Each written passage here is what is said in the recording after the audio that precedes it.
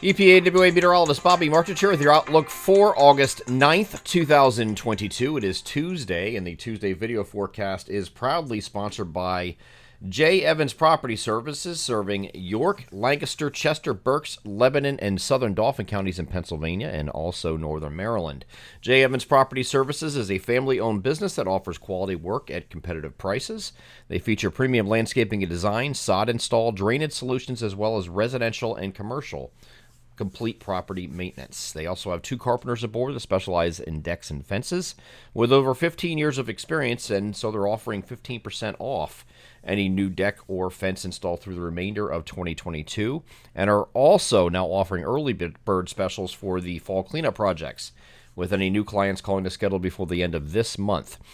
You can reach out to them at the phone number above me here in the video, or schedule an estimate through their website, landscapingcontractorslancasterpa.com. They are J. Evans Property Services, proud sponsors of the Tuesday video forecast. Today we have a cold front moving toward the region, as you can see here in the video. Very easily to see where it is. We got a cold front that's sitting off to the northwest here. The problem is there's a ridge out here, mid-level ridge, that's blocking the advance of this. So it's not going to be in a hurry to move southeast, and so it's going to be a 2-day process. It's going to be a Tuesday, Wednesday deal for this finally to move through.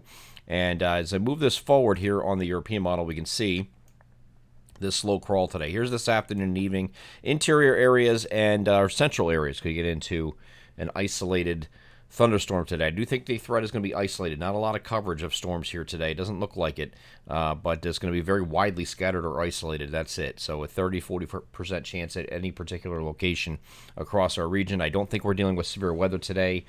Either of the next 2 days, really. I've been trying to explain here, in this month of August, any month of August, really, it's almost the same thing. When you get in the core summer months, a lot of what drives severe weather is you have a cold pool aloft to tap into. So the whole concept of a thunderstorm is warm air rising towards cold air aloft, and the faster it does so, quicker it does so, the more intense the downdraft. What goes up must come down, right?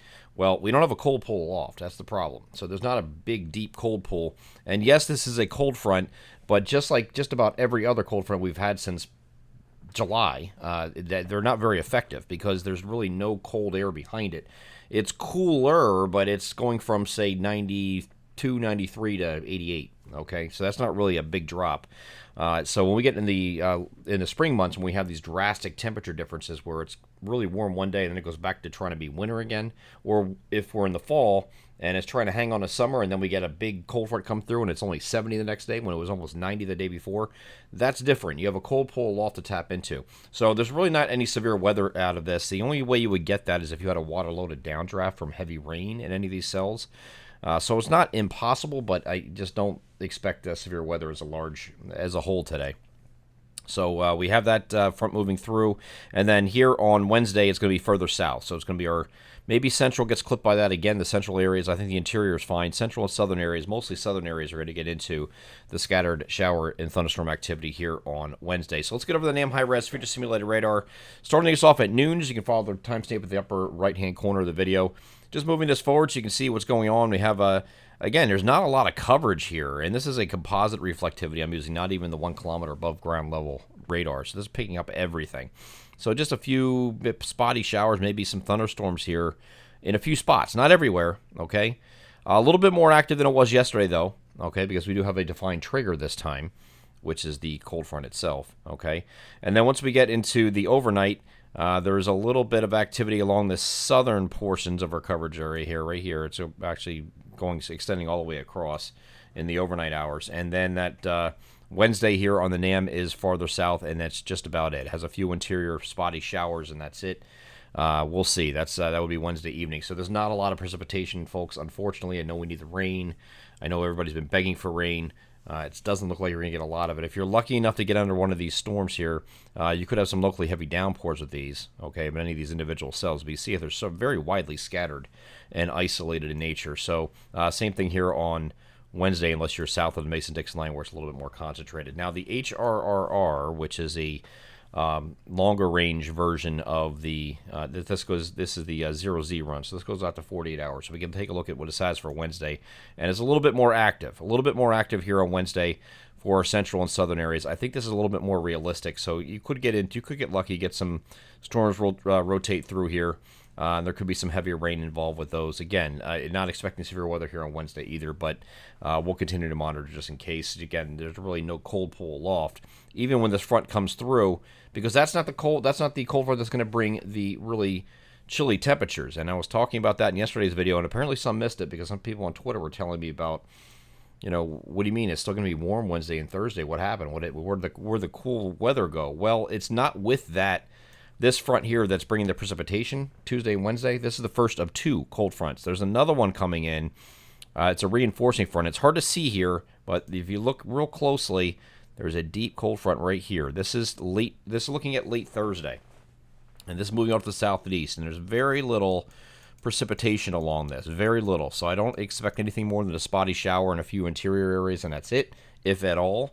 But up here is where your cold air is coming in, or much cooler air is coming in, and that will come in for Friday once this moves through, because this front is going to move through overnight, and as we move this forward, you can see that doing so. When we get to Friday, we are mostly sunny, and temperatures on either side of 80. Some areas will be in the 70s for highs in our northern areas here on Friday, so it's going to be delightful, and it's going to be a low humidity switch too. That's really the biggest part of it. It's still going to be seasonal. I mean, it's going to be warm. 78, 80, 82, that's still warm, right? But it's just not going to be humid like it's going to be for the next couple of days, actually through Wednesday. And then once we get beyond that, Saturday's another delightful day. Mostly sunny skies, 80, 82-ish for highs. Pretty nice there, too. Once we get to Sunday, the temperatures are going to come up a little bit, just a little bit, get closer to the middle 80s by the time we get to Sunday and Monday, but we're looking at partly cloudy skies on both days. Both Sunday and Monday with no chance of precipitation through at least then. So I know we need the rain. I can't do anything about that, and no sense complaining to me about it because I can't do anything about it. I really can't. But the good news for this is, we have some, the Phillies are back, have a 3-game series against the Marlins here in Philadelphia. That looks pretty good for the most part. We just have to dodge a few storms each in the next 2 days. Same thing here with Music Fest in Bethlehem, as you can see in the bottom right-hand corner of the video.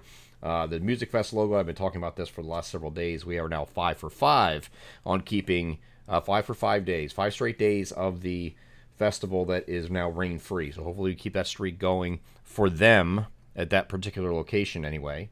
It can rain everywhere else. That's fine, right? If it doesn't rain there for either of the next 2 days, they're going to go the entire festival without anything, which would not be unprecedented. I found out that happened twice since 1984 when they had their first Music Fest. It was once in 1988 and once in 2006 that happened. So it's a very rare thing if you go an entire 11 days in the beginning of August rain-free like that. But it has happened before, so there's a chance. But we have to dodge the next 2 days, dodge storms each of the next 2 days, both today and tomorrow at that location in order for that to happen. But it looks pretty good overall for the 10-day festival. By the way, right above the Music Fest logo is our Music Fest forecast page. If you're heading out there and you want to see what the hourly forecast, we update that every day, several times a day as conditions warrant. So if you can always keep up on the latest conditions if you're heading there, and can stay high and dry and avoid any thunderstorm activity that is in the vicinity. I am EPAWA meteorologist Bobby Marchus. That is your outlook for August 9th, 2022. Have a great Tuesday.